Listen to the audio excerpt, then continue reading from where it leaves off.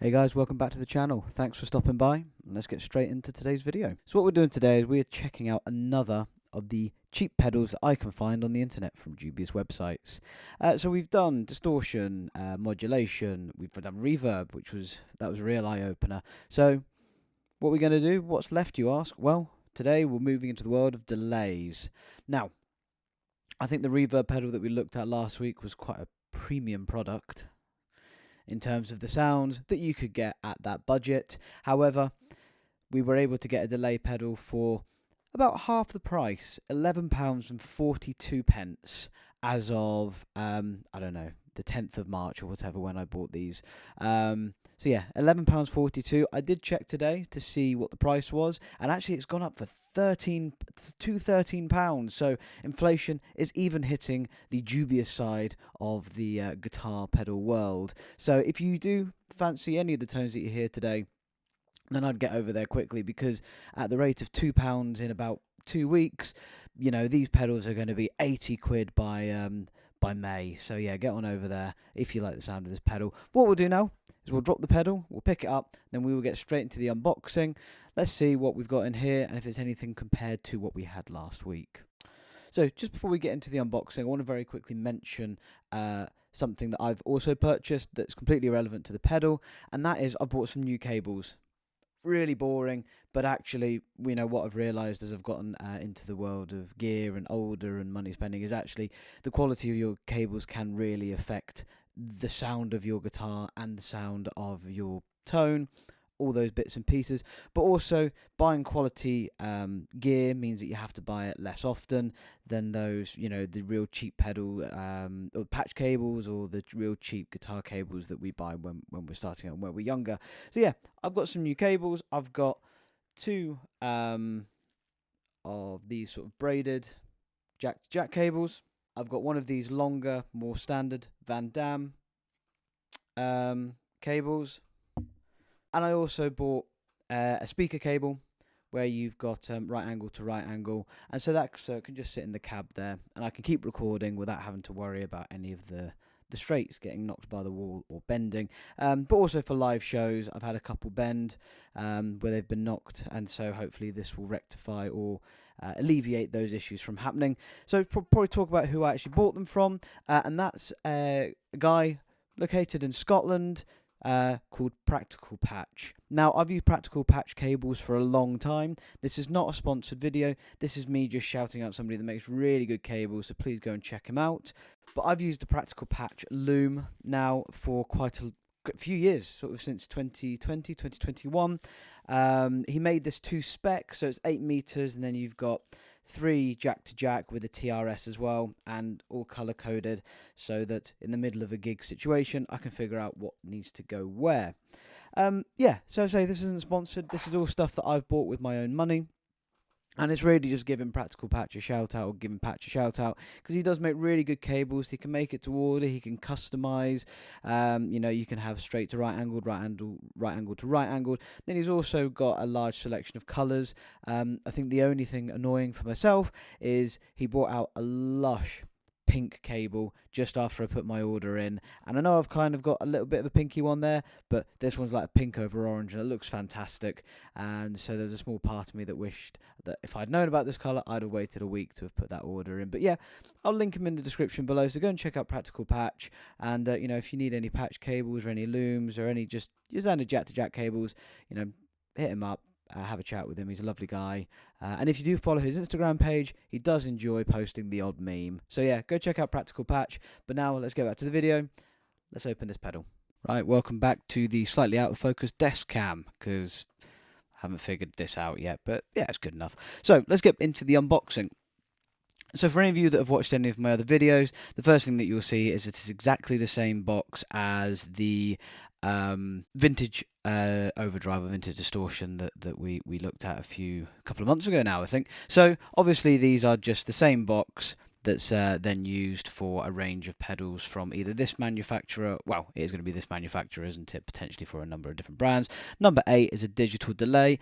Why did I go for the digital delay over the analog delay? This was about 8 to 12 pence cheaper at the time. So, you know, and as we are looking for the cheapest pedals, that's why we've gone for the digital one. So we open it up. Here we have... okay, so you've got a list of all the pedals, apparently, as well as their, what does that say? Impedance and stuff. It appears to be, it's the Brugger manual. I would assume that it's in German. So yes, we've got a manual in German, but it could be... Don't really know. Honestly, do not know what language that is. Brugger manual. Maybe let me know in the comments if you know. We've got a USB cable. So USB to 9 volt. So that's to power it. And here's the pedal with the little baggie. Very nice. And we do get a user manual. Okay, so Benutzer haben. Vielen Dank für dein Kaufe und Series products. So yes, I would definitely say that this is in... Oh, okay. Okay, right, okay. We've got German, we've got French, we've got Mandarin, Chinese, we've got English, potentially Japanese, really not sure at that point, Italian and Spanish maybe? Don't know. So it's a range of... okay, the user manual comes in a range of languages. Now, let's get to the pedal.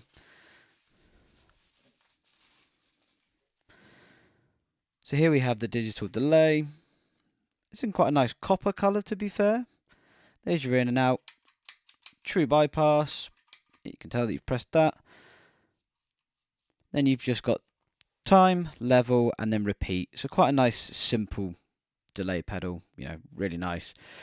So, you have 9 volt in and out, and then 2 feet if you weren't going to Velcro it. So, yeah, that's not going to move. It probably would move. It's saying to make sure that it's working properly, ensure the adapter current output is above 300 milliamps. So, needs a fair amount of power. Assuming that that's accurate and not just something they put on all of them. I would have expected this to have been lower. Okay, well, let's plug it in and see how it sounds. Right, okay, we're back and we are all set up and ready to go. So the pedal's plugged in, that's all good. Let's just quickly go over the other gear that we're using for today. So we've got my Gibson 2009 Les Paul Standard. Gold top, gotta love a gold top, and then that's got 2 Sunbear 59 PAF pickups in it, as well as a loom and pots from and a switch from Monty's. So we're going guitar straight into the pedal, and then pedal into the jack, and we're on the crunch channel. I don't really play clean. This is my clean. So the crunch channel dry just sounds a bit like this.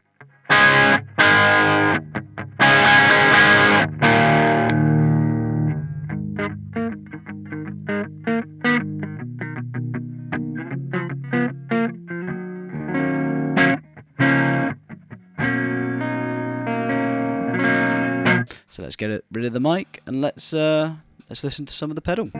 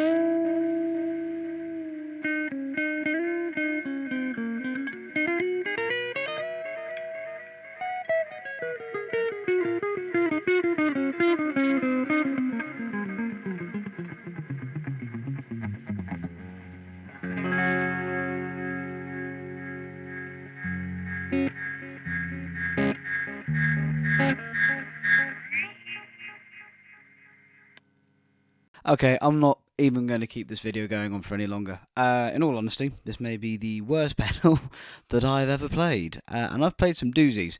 So it was quite obvious from the off that engaging this pedal raised the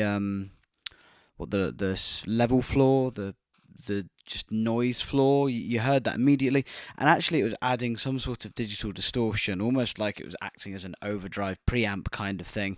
I'm not aware that this was based off an Echo Rec or something that had the preamp. I'm just going to assume that the cheap little parts in here are just going, no please. Now, is it faulty? Maybe this is a faulty unit. It is the first swing and the miss that I feel we've had personally. This is the first one that I would say, even if you're a beginner, you pick one of these up and you will just find this unusable. Now, obviously there are hundreds of types of, hundreds of genres of music out there. There may be somebody that wants that noise floor, wants that the artifacts, wants the horrible whatever this is. For me personally, this is not a good pedal. And, you know, at the end of the day, it is 11 quid. You cannot complain. These are cheap pedals, and you know, it might be worth opening this up, having a look at the PCB. You might be able to see, you know, where the problem arises. I think the other thing that I found quite annoying about this is the repeats. As soon as you turned anywhere over 12 o'clock, it just started to self-oscillate, and that didn't matter where the time on the pedal was. As soon as that went 12 o'clock or up, it just started to self-oscillate and feedback. The artifacts, the digital artifacts on top of the delays, didn't really enable me to get a feel for how this sounded as a delay pedal. I'm not enjoying it. I don't want to put you guys through, if you are still watching this video, 10 minutes of me trying to find somewhere where this sounds sweet. This, just for me, is a swing and a miss. This is a bad guitar pedal. Again, this may just be that this one is a little faulty for whatever reason. Anyway, thank you for stopping by. Let me know in the comments below, have you had an awful guitar pedal experience, whether it was faulty or whether you just could not get a good sound out of it? I know we hear horror stories about the Metal Zone, the DS1, Clapton Crossroads. So, you know, let me know. Have you bought a pedal that you've just gone, this is awful, and either it's still sat on your shelf somewhere gathering dust, or you've even moved it on. So let me know in the comments below what you thought, and let me know what you actually thought of this as well. Did you hear something in there that I didn't? But other than that, you know, don't forget to like and comment on this video. Maybe even if you're feeling a bit zesty, subscribe. But other than that, thank you very much for stopping by today. I hope that I've taught you nothing is that you don't buy one of these pedals off of Temu. Anyway, until the next one, look after yourselves, take care, and spring's on the way, so enjoy some of the sun. I'll catch you in the next one.